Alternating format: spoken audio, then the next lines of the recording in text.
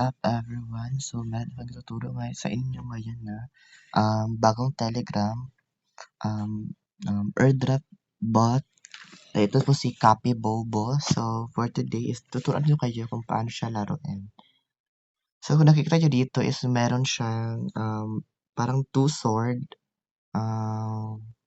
Pinutin mo lang yan para makag-farm ka ng mga item. So, nakikita nyo itong mga dito sa baba. Eto. Yan sila. Yan sila yung mga equipment para tumaas yung level mo dito sa Copy Bobo. Ito siya. Then, meron din silang auto dito. Kung gusto nyo yung, din yung na pinipindot, meron siyang auto here. Yan. Then, pili lang kayo kung ano yung gusto nyo dito. Then, kung pipinutin mo yung auto, automatic na siyang magpa-farm ng mga item. So, direct na din yan yung item kung gusto mong, kasi pag di siya inoto, like this, is ikaw pa yung magbebenta ng mga item. So, pag inoto mo siya, direkta na po yan. So, eto. So, equip natin kasi mas maganda yung HP at saka attack ng bagong item natin. So, dito mo naman tayo sa, eto yung Bobo Assets. Eto yung kailangan mo.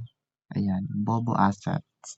So, meron akong total na Bobo Assets na 12.4 million.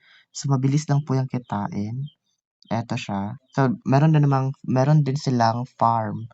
So, pag na-harvest mo na itong farm na to is automatic meron kang, tig-iisa ng mga plant na to is 20k.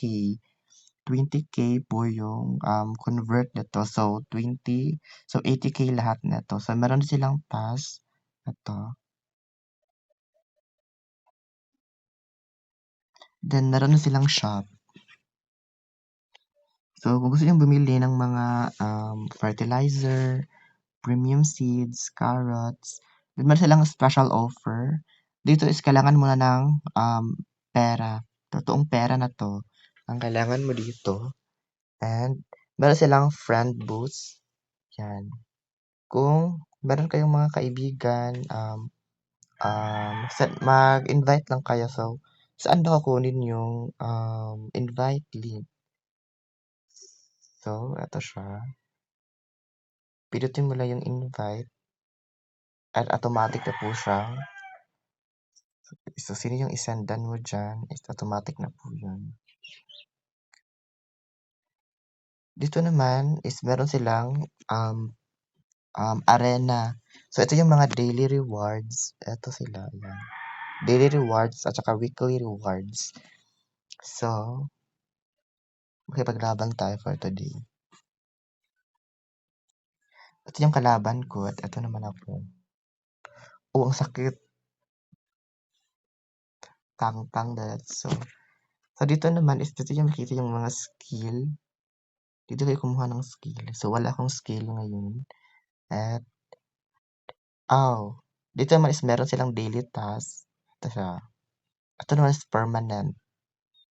So, ubusin nyo yung task na yan. At dito naman yung invite. Ito yung invite. Pwede kayo mag-invite. So, pwede nyo i-copy and mag-send ng invite friend.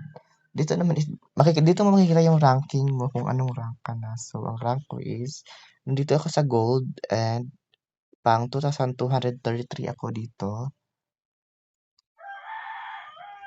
Actually, sa season 1 is di ako nakasali sa season 1 dahil di ko talaga siya nilalaro. So, unfortunately, you did not qualify for the airdrop this season. You can visit Kapibebo's official social media to stay updated on the next season airdrop. So, meron silang mga VIP. So, claim natin to. Di ko ito magamit ngayon kasi dito na ako sa season 2. Dito ko na siya pina-farm. So, meron ditong shop kung gusto mo bumili ng mga gem, mga carrots. So, kailangan nyo yung carrots para makapag-kill ka ng mga dapat, ito yung mga ganito. mga halimaw. So, panther naman is kung nakita nyo tong panther, eto yung kulay green na kasama ko. Yan, eto. Kulay green. So, accept muna natin. Panther. Ito siya. So, si Kapibobo pala is wala pa siyang yung link ng wallet. So, mag-aantay lang tayo ng update kung kailan yung mag-bind ng wallet para sa kanilang airdrop. So, puntahan natin yung kanilang. So, check natin yung price. So, punta tayo kay CoinGecko. Kasi I think tumaas yung price neto. Ito, Bobo. So, tignan natin siya. So, 1 Bobo sa Philippine Pesos natin siya titignan kung magkano. PHP. 0.33. So, example, may 10,000 Bobo ka. Is meron ka 366. Yan. So, 100,000 naman is 3,665. Sa 1 million naman is 36,654.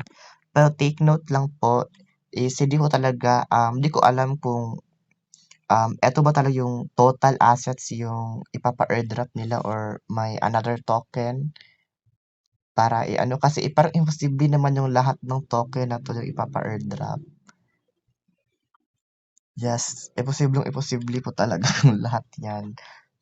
Makakabili na ako ng sasakyan yan pag lahat ng total assets mo yung Bobo. So, parang I think meron silang another coin para sa kanilang Kapibobo. So, kung sino yung, sorry, hanggang dito lang po na ating video ngayon. Kung sino yung maglalaro is, ililink ko lang sa comment section. Ilalagay ko lang yung link doon sa comment. At kung sino yung mga may mga katanungan about dito kay Kapibobo is mag-comment lang kayo sa comment section. Sasagutin ko yan. Thank you.